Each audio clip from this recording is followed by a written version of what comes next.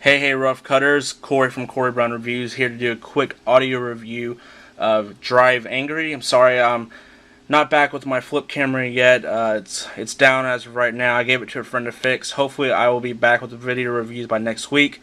He's fixing it as of right now, so fingers crossed on that one. Quick audio review, Drive Angry, not the 3D version, just the 2D.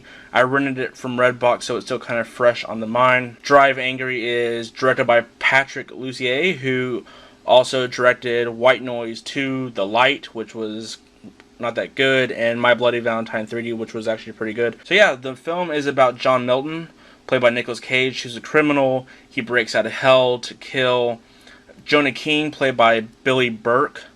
Billy Burke is the dad in the Twilight films, and Jonah King is kind of this quote-unquote new age prophet. He's kind of like this religious figure. Pretty much what this guy did was killed Nicolas Cage's daughter and then kidnapped his daughter's newborn daughter. So Nick Cage breaks out of hell to kill this guy, and William Fichtner plays the accountant, which is kind of like hell's bounty hunter, if you will, and he comes out of hell to bring Nicolas Cage's character back to hell. Also, Nicolas Cage's character meets up with Piper, played by Amber Heard, who's having some hard times with her boyfriend, and he says, hey, you come along with the ride, help me kill this guy, if I can borrow your car. She agrees, and they basically just go off to kill Jonah King, and that's what the film is about. It's kind of a revenge type film. It also has like Katie Mixon from Mike and Molly, and David Morse, which I haven't seen him in a movie since Disturbia, so it's pretty cool to see him again. Yeah, so I mean the movie, pretty simple story. It kind of reminded me like a quick in and out movie, kind of like Dwayne "The Rock" Johnson's Faster, which just recently came out. It was kind of similar to that in a way, but just I gotta admit, not as good. This movie, it should have been a lot better than it really was. It had a new kind of up-and-coming director. It had a great cast. It's a quick in-and-out revenge story. It just had a lot of kind of good things going for it, but it just kind of all falls apart, especially due to one thing. If there's one big drawback of this film, it's the whole Satan-worshipping stuff that comes along kind of halfway throughout this movie.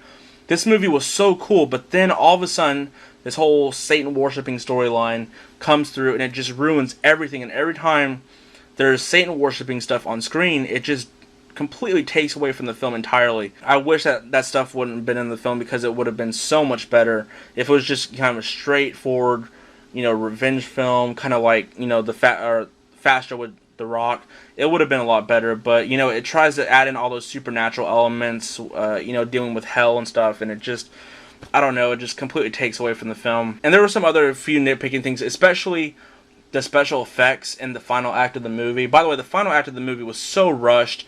It was just completely sloppy. It was stupid. You could tell all the budget limitations, especially the special effects. When I saw the special effects in the final act of the film, all I could think about was Mortal Kombat Annihilation. And if you've seen Mortal Kombat Annihilation, which is like Mortal Kombat 2, the movie, you know how bad those special effects were. And the special effects in the final act of this movie were even worse. This is a 2010 film. Mortal Kombat Annihilation came out like over a decade ago, and still this movie manages to have worse special effects than that. It just does not make sense whatsoever. I don't know what they were thinking. I don't know why, they couldn't, conserve the money a little bit more for the special effects, but it was just awful. Overall, though, I mean, it's still a fun, enjoyable movie. The acting by Nick Cage was good. Nick Cage, brings his normal type of Nick Cage-ness to the movie. Billy Burke was good, and Amber Heard was just extremely gorgeous, as always. And you could definitely probably have a few drinking games to this movie. Like, every time Amber Heard, there's like a slow motion shot of Amber Heard walking off when, her tight denim jeans. There's like a slow motion shot of her walking off, and it's just showing her ass. There are so many shots like that in the movie that you could seriously take a drink every time there's a shot like that, and you'd be extremely intoxicated by the end of the film. But yeah, and David Morse is in it for a little bit, nothing too amazing. But the best part of this whole film, William Fichtner as the accountant. I wish he was in it more. You could almost make an entire film out of that character. He was extremely badass. Yeah, I mean, William Fichtner as the accountant stole the show every time he was in the film.